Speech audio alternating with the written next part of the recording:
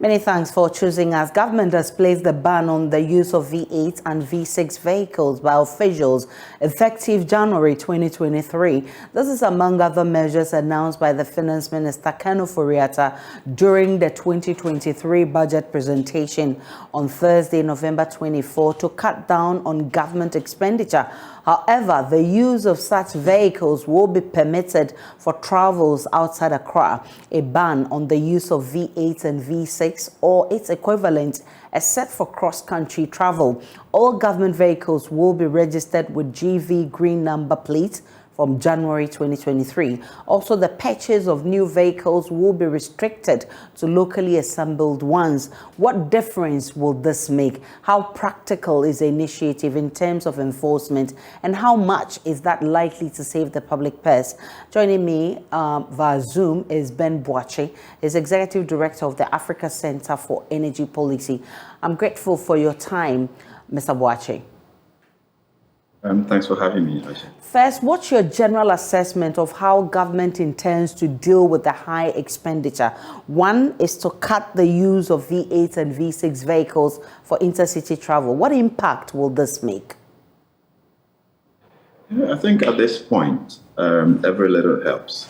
Every little cut is relevant for us to be able to consolidate and, salvage the economy from its current state. So on that score, you would appreciate what the finance minister is trying to do. I'm not sure how practical this will be this time around. We have seen similar directives in the past.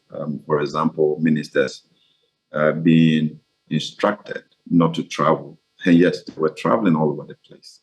And those directives even came from the presidency. I've seen two letters from the chief of staff in the past, but it didn't stop ministers from traveling.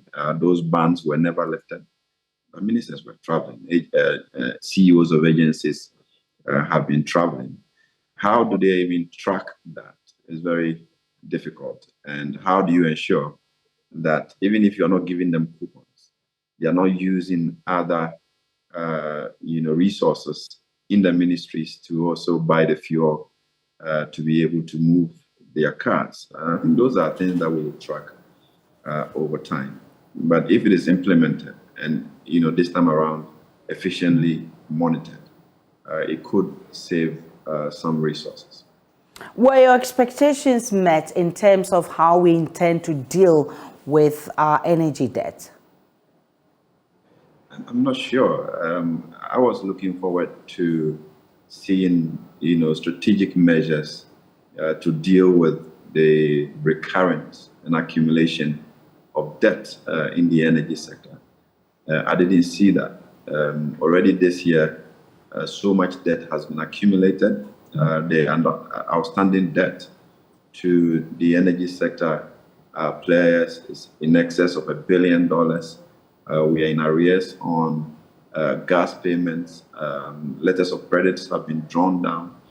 And at the same time, we are still accumulating the debt. So I was hoping that we will see a strategic communication, to deal with the debt accumulation and how we're going to be able to, pay for the debt. I don't know whether the haircuts or the debt restructuring will also affect the IPPs, but I mean, it is a very worrying situation at this point, where the power sector in particular is not able to recover its debt. We are told that a new tariff is going to come. We didn't hear any detail on that and how the tariff will be used to be able to mop up some revenue to pay some of the debt and also make the sector more sustainable and lift the burden of government, as we've seen in recent past. Where does that leave us now? More tariffs to be paid for electricity? Is that where we are now? No, certainly we're going to have to pay for more for electricity, especially where we are not making enough effort to really stop the leakages in the sector. What it means is that many more people will keep stealing power. They will not pay for it. and the few that are responsible would, be billed to pay more to be able to keep the sector running. When you have such a situation, you're going to have more people slipping into the inefficiency bracket and then deepening, the debt obligation on the state.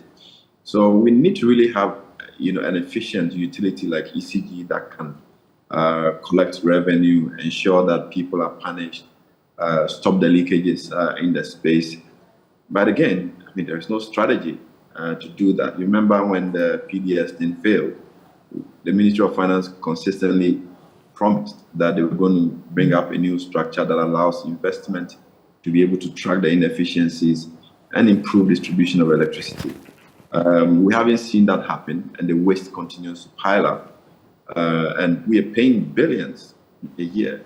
That is way higher than the savings that we are hoping to get by just restricting the movement of, CEOs and ministers, which is much more difficult to track, in such circumstances. So I don't know how we deal with that subsequently, and also maybe through the engagement with the IMF, a more credible solution will come through that process. But the budget didn't really provide answers to how we lift ourselves from the inefficiencies in the energy sector. I'm grateful for your time this afternoon. Ben Boakye is the Executive Director at the Energy Center, Africa Center for Energy Policy, ACEP. Meanwhile,